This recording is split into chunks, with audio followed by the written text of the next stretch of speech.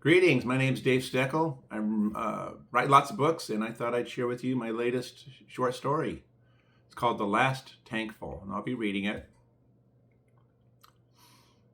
No snow, only ice, ever collecting, ever increasing. The atmosphere before him, chilling shards. The cloudless sky speckled with stars shone countless and brilliant against the infinite shade of night. The headlights of Lonnie's little pickup burned pitifully against the frosty gloom. Only the faint reflections of starlight on the whitened terrain gave any details to the passing landscape. Lonnie checked his gas gauge. Almost full. He had some hours of life left before the tank ran utterly dry. Peering through slightly fogged windows, he searched the stars. Rolling down the window, icy air rushed in, reviving his senses as he stuck his head out to scan the sky. If the moon was anywhere up there, he could not see it. Its perpetual new moon state, barely detectable, sometimes blocked a few stars. Rolling up the window, Lonnie turned up his heater fan a notch. The constant thrum of the engine muttered little curses at him to be driving in such cold darkness. Both he and his little truck lamented, yearning for the sun and praying for its brilliant warmth to return and save the planet. How long had the sun been gone, he wondered aloud. 3 months? 6 months? Without its regular rising and setting, countless days became unreliable. Societal chaos reigned for some weeks after the sun's disappearance. Not even a glowing ember could be seen in the perpetual night sky, virtually gone with no trace of explanation. Not even a nova to expand and absorb the earth, killing all. Nothing. Household utilities failed within weeks. Some with propane or wood could heat their homes as the heartless freeze took over. Media outlets like telephones and TV were gone.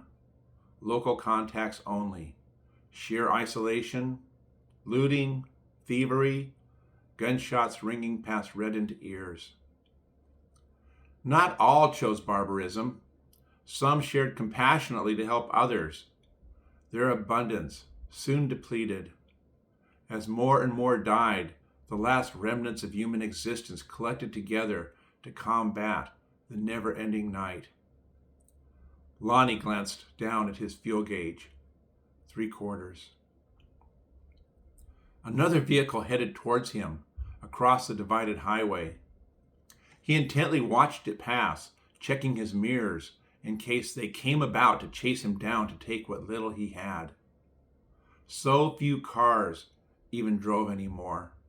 Most had run their cars dry for warmth. Lonnie watched the red taillights disappear, absorbed into the black. He wondered if that driver also chose a suicide drive like him. He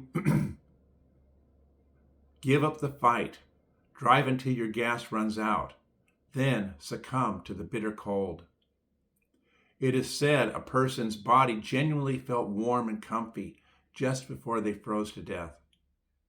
Lonnie gladly anticipated that moment, to again be warm.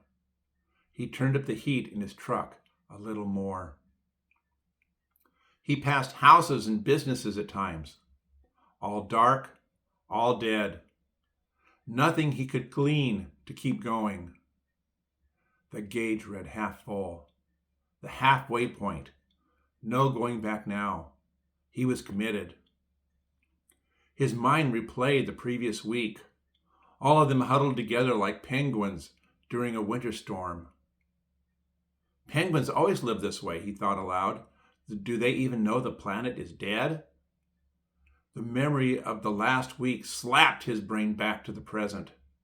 His eyes filled with tears as he recalled his young daughter gazing up at him with those beautiful, trusting eyes, ever hoping Daddy and Mommy would end the freeze and go back home. As she lost fingers, toes, consumed life. His wife, God rest her sorrowful soul, lost all hope after that. Unable to bury her daughter or her grief in the fresh permafrost, she fled into the night. Lonnie awoke to find her gone. He searched for her until his own feet and hands also threatened to leave him. Returning to their community encampment where the last wood burned, he found his small stash looted. Nothing left for him there. He wept both within and without. Humanity reduced to this.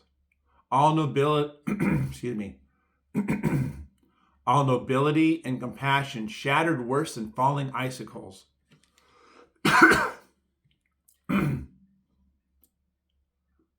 He realized the last people to survive would be those with the coldest hearts. This suicide drive became his last swan song. Glancing at the fuel gauge, a quarter tank remained. Maybe the sun's sudden disappearance came from an alien race, he pondered. They could kill off an entire planet, freezing all the meat any neighboring world could consume for ages. The Earth just one great big deep freeze. What I wouldn't give for a bit of smoldering magma. Or maybe the aliens needed a new planet to migrate and live, but rather than go to war against the occupants, just take out all life in one fell swoop, then reignite the sun, let the planet thaw, the bodies decompose a while, then move in a year or two later. He marveled at such a plan. Brilliant, if true. For now, his fuel gauge became his latest adversary. Very little left in the tank. He hoped against all hopes he might find more gasoline somewhere to continue his desperate vigil. A few more miles, and he spied a light up ahead. A gas station, brightly lit. He pulled up next to the pumps. An elderly man came out. "Fill her up?" he asked. "Please," answered Lonnie. "Regular." The attendant obliged and took payment. Lonnie went inside, then returned to his truck, relieved, with coffee and food. "Been driving all night?" asked the attendant. "Yep." "How'd you stay awake?" "I just talked to myself," Lonnie smiled. A bit bleary-eyed, he glanced towards the east. Dawn's first light appeared.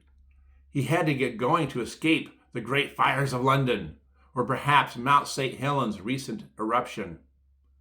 "Safe travels," quipped the attendant. "Thanks," answered Lonnie as he drove off, still a couple hours from home, his sweet wife, and beautiful daughter. He sipped his large coffee while turning the heater down a notch or two. Okay, I hope that you enjoyed that story. It's called The Last Tankful. I'm Dave Stoeckl. I have some links down below to some of my books. And take care. God bless.